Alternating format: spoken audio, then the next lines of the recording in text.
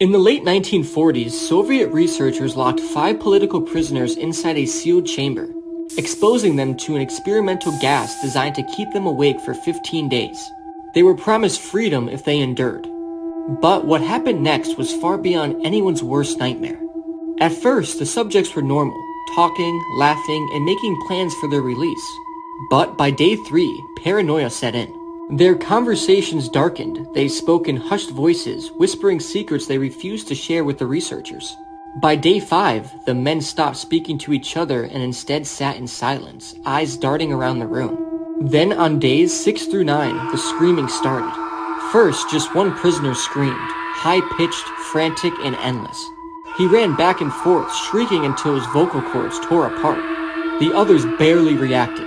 One prisoner tore pages from a book and smeared them with his own feces, pasting them all over the chamber's observation windows. Then silence came. Not a single sound for days. The researchers panicked.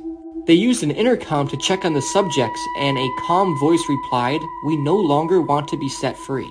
When they finally reopened the chamber on day 15, what they saw wasn't human. One subject was dead, his flesh torn apart. The others had mutilated themselves, ripping open their own stomachs and pulling out organs, which they placed neatly on the floor as if arranging them like trophies.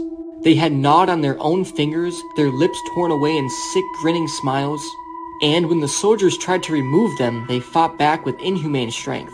They then strapped the last survivor to an operating table, and he stared into the scientist's souls.